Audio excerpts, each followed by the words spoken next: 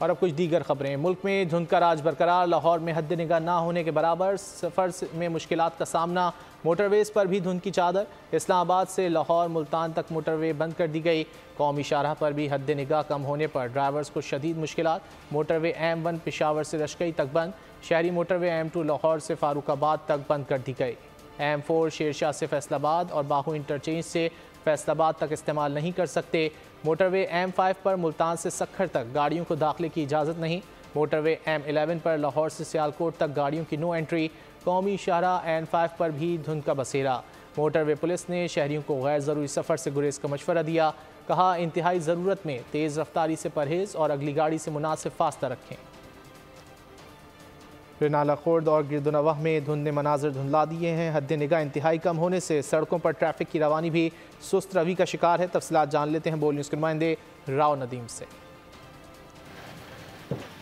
जी बिल्कुल, आज के अगर मौसम की बात की जाए तो नाला खुर्द, शेरगढ़, अख्तराबाद, चौचक समेत जो दीगर इलाके हैं वो शदीद धुंध की लपेट में है। धुंध के बायस हद निगाह इंतहाई कम हो चुकी है, जिसकी वजह से ट्रैफिक की रवानी शदीद मुतासर नज़र आ रही है। मैं इस वक्त एक सिटी एरिया के फाटक पर मौजूद हूँ। आप देख सकते हैं किस कदर धुंध ने मंजर धुंधला दिए हैं, जिसकी बायस शहरियों को शदीद मुश्किलात का सामना है, स्टूडेंट्स को दुश्वारी का सामना है। ट्रैफिक भी आप देख सकते हैं किस तरह से जो वो मुतासर हो रही है। इसके साथ साथ मैं आपको बताऊँ, गुज़िश्ता कई दिनों से सख्त सर्दी और धुंध का ये सिलसिला जो जारी है, जिसकी वजह से मामूलात ज़िंदगी मुतासर हो चुके हैं और ट्रैफिक की रवानी जो वो भी मुतासर नज़र आ रही है। इस हवाले से मोटर पुलिस की अगर बात कर ली जाए तो उनका ये कहना है कि ड्राइवर ज़्यादा गाड़ियों में फोकलाइट का इस्तेमाल को यकीनी बनाएं और गाड़ियों को दरमियान मुनासिब फासला रखें ताकि किसी भी नाखुशगवार हादसे से बचा जा सके। जबकि तिबी माहिर ये कहते हैं कि शहरियों को चाहिए कि एहतियाती तदाबीर अपनाएं और गर्म मलबूसात का इस्तेमाल करें।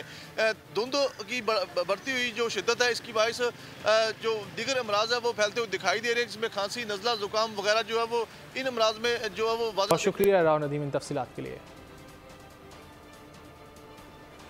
फैसलाबाद और गिरदुनवाह मुसलसल स्मॉग और फॉग की जद में है। मजीद जान लेते हैं नुमाइंदा बोल न्यूज़ राना बिलाल से।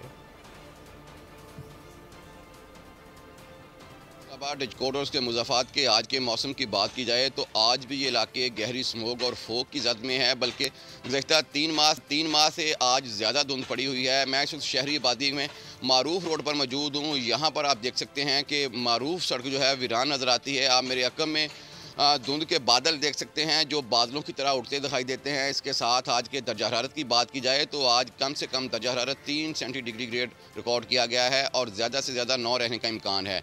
मुसलसल 12-13 रोज़ से सूरज ने अपनी आंखें नहीं खोली, जिसकी वजह से सर्दी की शिद्दत में बेपना इजाफा हो चुका है और तकरीबन 4 माह होने को हैं खुलकर बारिश नहीं हुई, जिसकी वजह से खुश्क सर्दी ने तमाम माहौल को अपनी लपेट में ले रखा है। शहरी मुख्तलिफ बीमारियों का शिकार होते जा रहे हैं। फैसलाबाद के एयर क्वालिटी इंडेक्स की बात की जाए तो 280 रिकॉर्ड किया गया है, जो इंतहाई मुज़र्रिस करार दिया जाता है। इसके साथ साथ सड़कों पर ट्रैफिक की रवानी की बात, सड़कें जो हैं वीरान नज़र आती हैं और फैसलाबाद और उसकी जो। बहुत शुक्रिया राना बिलाल इन तफसीलात के लिए।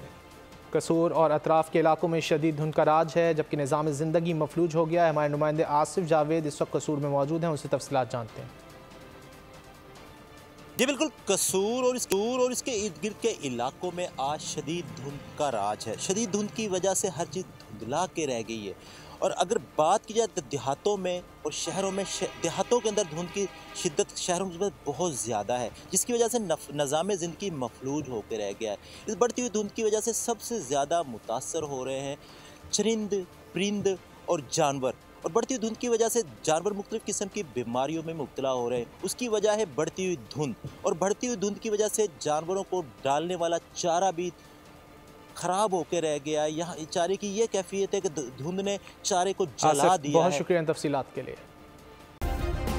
सब्सक्राइब करें और बेल दबाएं ताकि कोई खबर रह न जाए।